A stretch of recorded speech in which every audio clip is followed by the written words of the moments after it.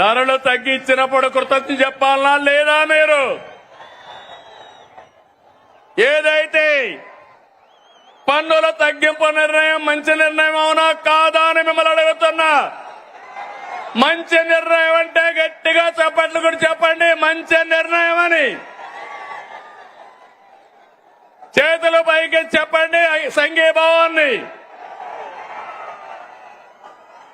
ఇది ఈరోజు రెండు ప్రభుత్వాలు తీసుకునే నిర్ణయాలు.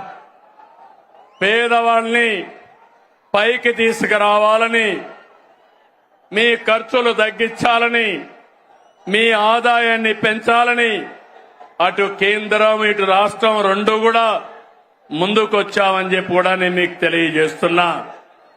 ఇదే స్ఫూర్తితో మీ అందరికీ చిన్న పెద్ద వ్యత్యాసం లేకుండా అందరికి కూడా హెల్త్ ఇన్సూరెన్స్ తీసుకొస్తున్నాం. రేపు రాబోయే రోజుల తమిళ్లు 2,50,000 రూపాయలు అందరికీ హెల్త్ ఇన్సూరెన్స్ ఇచ్చిన ఏకైక ప్రభుత్వం భారతదేశంలో కూటమి ప్రభుత్వం అని మరొక్కసారి మీ అందరికీ విజ్ఞప్తి చేస్తున్నా. ఇంకో పక్కన మీరు గుర్తుపెట్టుకోవాలి, పేదవాళ్ళందరికీ 25 లక్షల వరకు ఆరోగ్యశ్రీ కింద ఆర్థిక సహాయం చేస్తాం.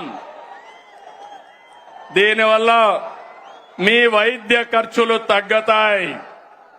ఇంకో పక్క మీరు చూస్తే కొత్తగా ఒక సంజీవని ప్రాజెక్టు తీసుకొస్తున్నాం. దీని ద్వారా ప్రతి ఒక్క వ్యక్తి ఆరోగ్యాన్ని కాపాడే బాధ్యత ఈ ప్రభుత్వం తీసుకుంటామని చెప్పి నేను మీకు తెలియజేస్తున్నా. నిన్న మొన్న చూశారు, ఒక నాయకుడు ఉన్నాడు ఈ రాష్ట్రంలో, మెడికల్ కాలేజ్ అంటే తెలియని నాయకుడు.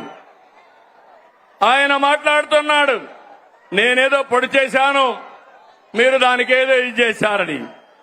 నేను ఒకటే చెప్తున్నాను, ఈరోజు భూమి ఇస్తే మెడికల్ కాలేజ్ అయిపోదు. ఈ రాష్ట్రంలో విద్యా సంస్థలకి ప్రాధాన్యత ఇచ్చిన ప్రభుత్వం ఎన్డీఏ ప్రభుత్వం, కేంద్ర ప్రభుత్వం, ఇటు రాష్ట్ర ప్రభుత్వం. రాష్ట్రంలో మెడికల్ కాలేజీలు తెచ్చిన ప్రభుత్వం తెలుగుదేశం ప్రభుత్వం అవునా కాదా అని మిమ్మల్ని అడుగుతున్నాను.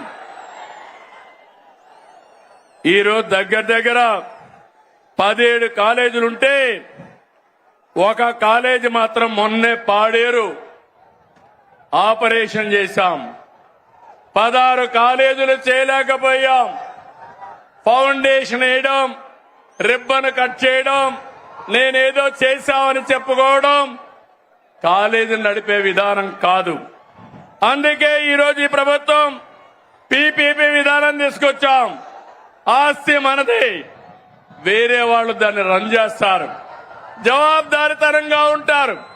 దీనివల్ల 26, 27కు 4 కాలేజీలు వస్తాయి. 27, 28కి 7 కాలేజీలు వస్తాయి.